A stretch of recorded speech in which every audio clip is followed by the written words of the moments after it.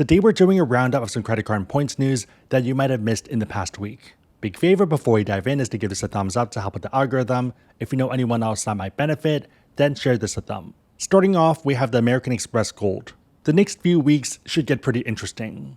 The Amex CEO mentioned that they're halfway through their product refreshes, and the Gold one is the next big update.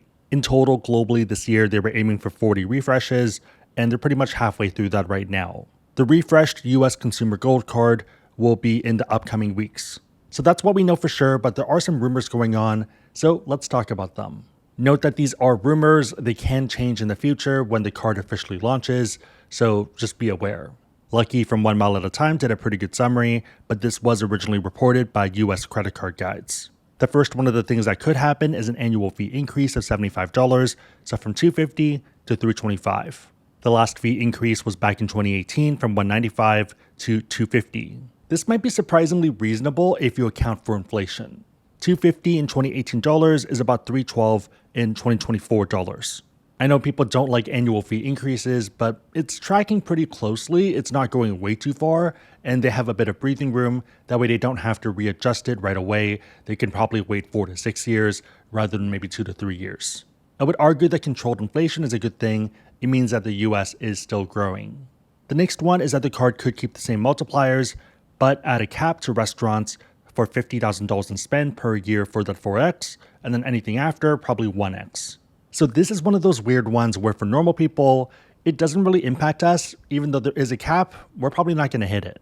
The thing that American Express is concerned with though is business owners and business development people. People whose job is to wine and dine customers and close deals. As part of that, it's not uncommon to take customers and clients out for meals, and those meals can get pretty expensive. Let's say you do 2 to 3 meals a week, and each one of those meals are $1,000 to $2,000. That starts to add up pretty fast. Also, just rich people, if you look at Vegas, Miami, and Los Angeles, a ton of restaurants will charge whatever you're willing to pay. 1 or 2 of those expensive meals a week, and the swipes start adding up. Another thing that might happen is a $100 Resi credit, so that's per year, and up to $50 semi-annually. A bit annoying, but it does seem reasonable to me, and I feel like Resi is their dark horse. This is a platform they bought and they're growing, and it seems to be doing pretty well. So for example, if you're in New York, a lot of the restaurants are dominated by Resi, and there's even Resi bots that snag reservations.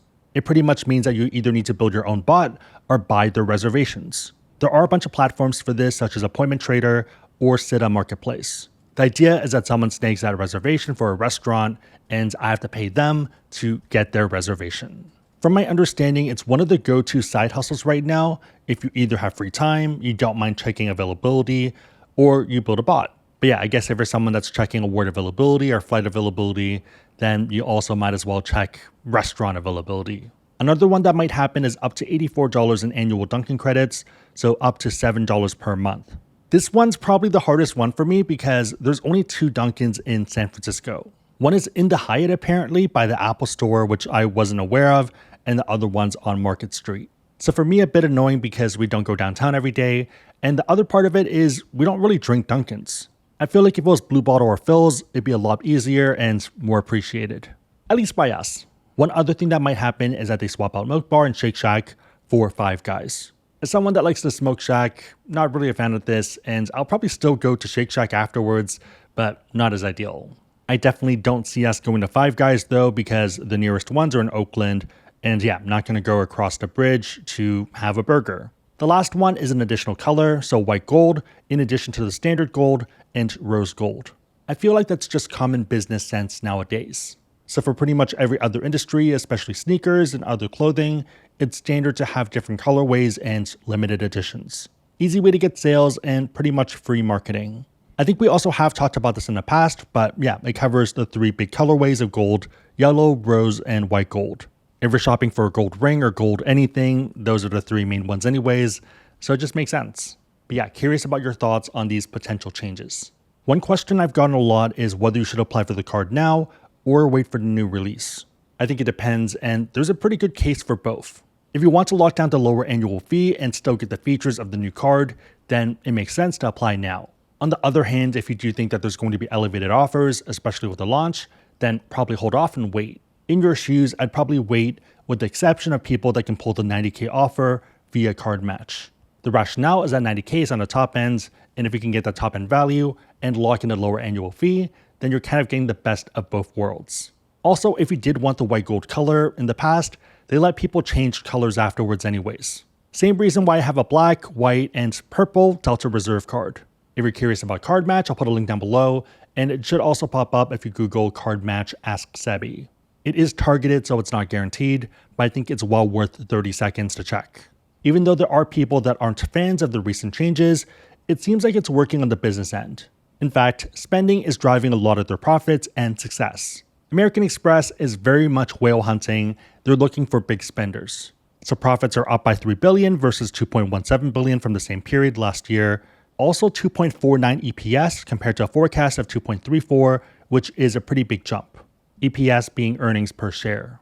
A lot of this success is due to wealthier card members who might be less impacted by economic uncertainty and happy to keep spending. The primary driver of American Express's revenue is swipe fees, so this makes sense. It also helps that they apparently do charge more money than Visa and MasterCard for those swipes. Speaking of which, some retailers aren't happy with this. So eBay is actually going to stop taking American Express cards. This was announced a few days ago and I got it in my email, and it's supposed to fully go through August 17th. I pretty much only use American Express through eBay, so they're telling me to add a different payment method. Main reason for that is to de-risk, because I feel like if something does happen, American Express tends to be a bit better for customer service and helping out. But yeah, I feel like a lot of my decision making is planning for outcomes that might not happen, but if they do, it's just not ideal. That brings us to the sponsor of today's video, DeleteMe. One of the biggest issues right now is SIM swapping. What they pretty much do is gather personal information about you in order to impersonate you. With this, they go to the carriers to try to convince them that they're you. If they succeed, they can reset your passwords and accept confirmations for things like outgoing wires. Also, they can send out your crypto from platforms like Coinbase. One way that we've tackled this is DeleteMe, and that's why I'm excited to partner with them for today's video. When I used to Google myself, I'd find information like phone numbers, birthday, and addresses. You can try to remove this yourself, but it can take hours. DeleteMe was super easy for this, and I've been using them for more than a year. In that time, they've reviewed over 28,579 listings on the back end. They've also since removed a lot of this information. DeleteMe continuously scans for information without me having to do anything.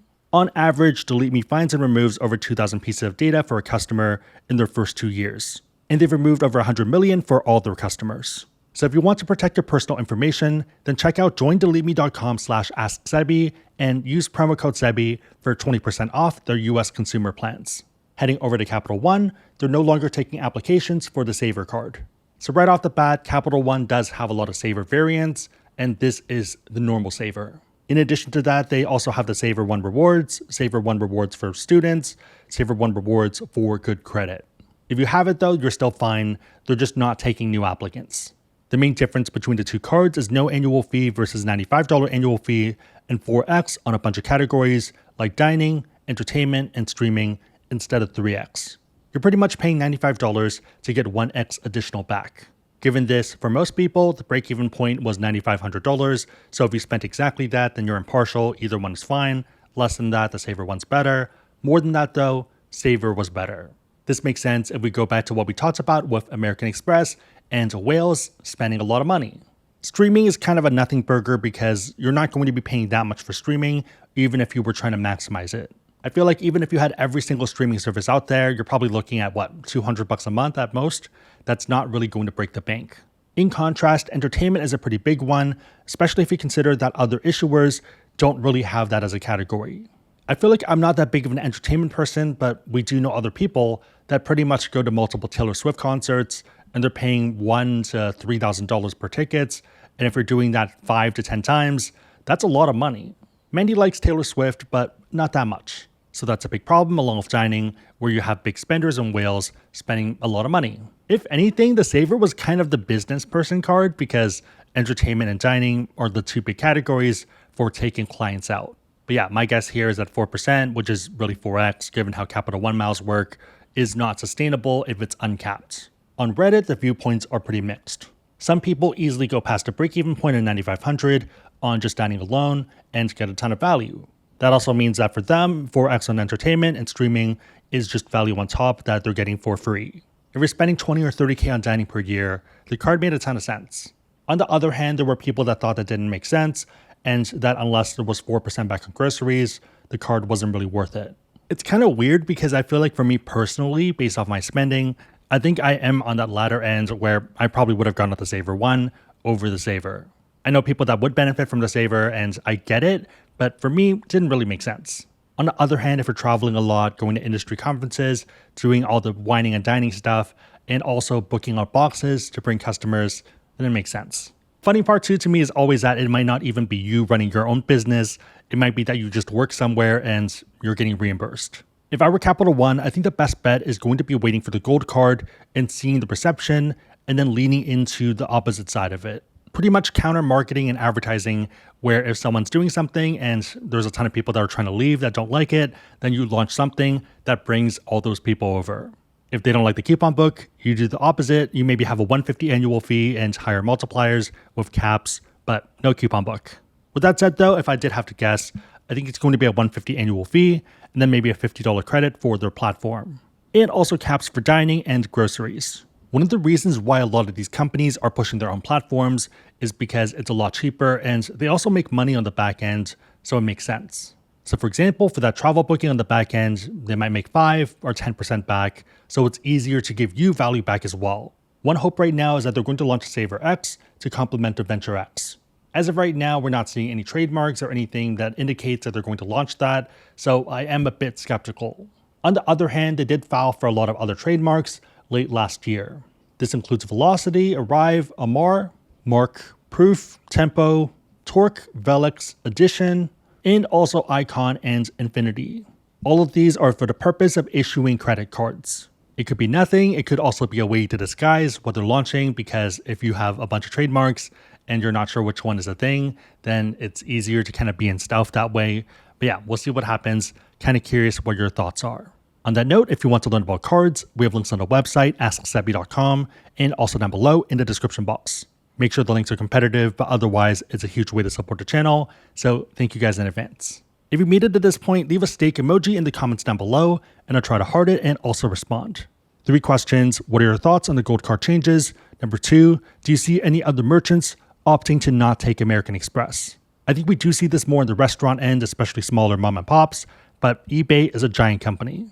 Lastly, what do you think is brewing at Capital One? Do you think they're going to launch an alternative or let it stew and figure it out afterwards?